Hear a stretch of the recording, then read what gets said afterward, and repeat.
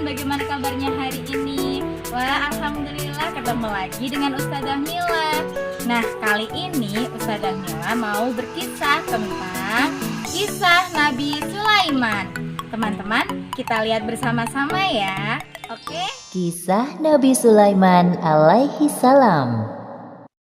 Kisah ini disebutkan dalam Al-Quran, surat An-Naml ayat 16 hingga 44. Dalam kisah ini diceritakan bahwa Nabi Sulaiman berhasil menundukkan penguasa negeri Saba, yaitu Ratu Balqis, dengan segala kekuasaan yang dimilikinya atas izin Allah Subhanahu wa Ta'ala. Nabi Sulaiman adalah anak dari Nabi Daud alaihi salam. Beliau mewarisi kerajaan ayahnya dan mendapat gelar kenabian. Allah Subhanahu wa Ta'ala juga memberikan beberapa mukjizat kepada Nabi Sulaiman. Di antaranya, seperti yang disebutkan dalam surat An-Naml ayat 17. Dan untuk Sulaiman dikumpulkan bala tentaranya dari jin, manusia, dan burung.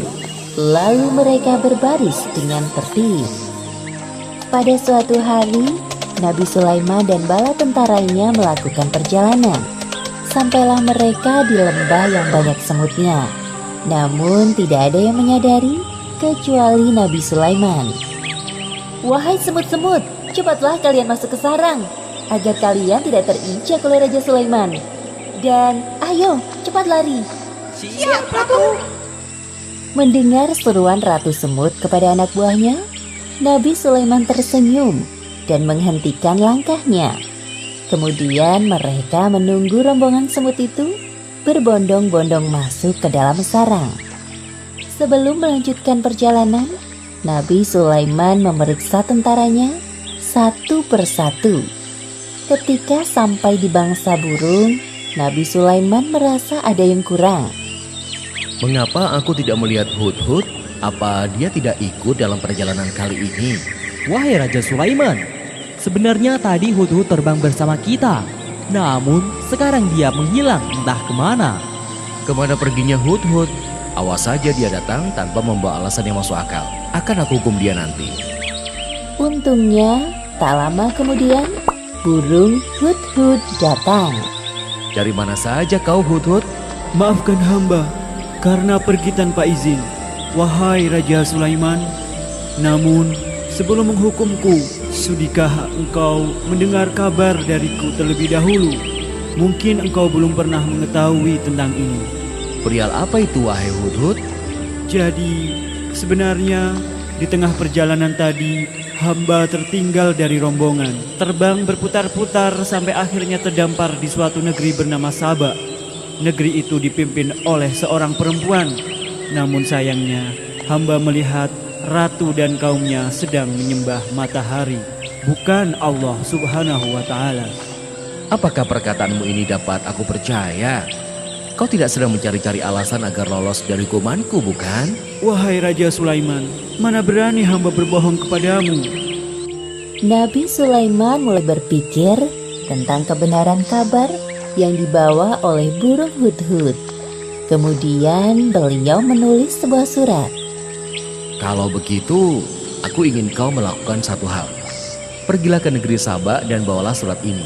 Jatuhkan tepat di depan ratu kerajaan Saba, lalu bersembunyilah untuk mengintai keadaan.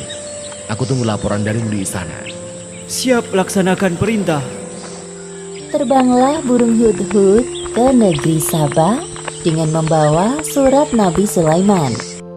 Sesampainya di kerajaan Saba, burung Hudhud terbang ke dalam istana dan menjatuhkan surat di depan singgasana Ratu Balqis. "Hah? Sebuah surat? Dari siapa ini?" Sebelum pergi, burung Hudhud memberi hormat kepada ratu. Ratu Balqis tercengang melihat seekor burung yang sopan seperti Hudhud. Sepertinya surat yang dibawa burung itu dari orang yang hebat. Apa ya isinya? Ratu Balqis penasaran dan langsung membaca isinya. Ternyata surat tersebut dari Raja Sulaiman. "Dengan menyebut nama Allah yang Maha Pengasih lagi Maha Penyayang, aku Sulaiman, utusan Allah, aku mendengar bahwa ratu dan rakyat negeri Saba menyembah matahari. Sebagai utusan atau nabi Allah, aku ditugaskan untuk mengajak kalian menyembah Allah. Segeralah bertobat sebelum datang kemurkaan Allah atas perilaku kalian, atau aku akan menundukkan kerajaan Saba. Selesai membaca surat itu, Ratu Balkis mengumpulkan para penasehat kerajaannya. Wahai para penasehatku, aku mendapatkan surat dari raja bernama Sulaiman. Bacalah surat ini dan katakan pendapat kalian. Ratu Balkis memberikan surat dari Raja Sulaiman kepada para penasihatnya. Setelah membaca surat, raut wajah mereka tampak marah. Jadi, apa pendapat kalian mengenai isi surat ini? Sepertinya Raja Sulaiman mengajak kita untuk berperang. Kita jangan mau tunduk kepadanya. Jika kita tidak mau menuruti perintahnya, pasti dia akan memerangi kerajaan Saba. Namun jangan khawatir wahai ratu, pasukan kita siap jika harus berperang melawannya.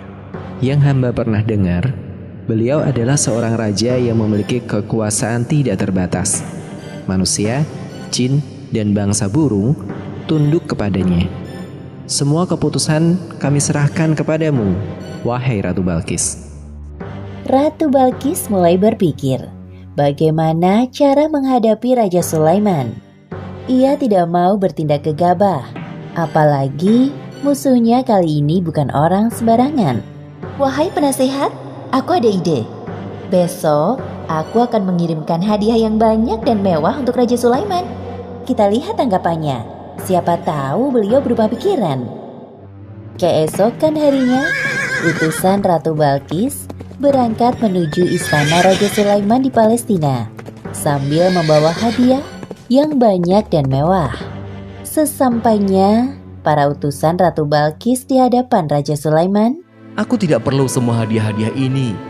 Apa yang Allah SWT berikan kepadaku lebih dari semua ini. Pulanglah kalian, katakan kepada Ratu Balkis, apabila dia dan rakyat Saba tidak mau menyembah Allah, maka aku dan bala tentaraku akan menghancurkan kalian. Baik, wahai Raja Sulaiman, akan kami sampaikan pesanmu kepada ratu kami.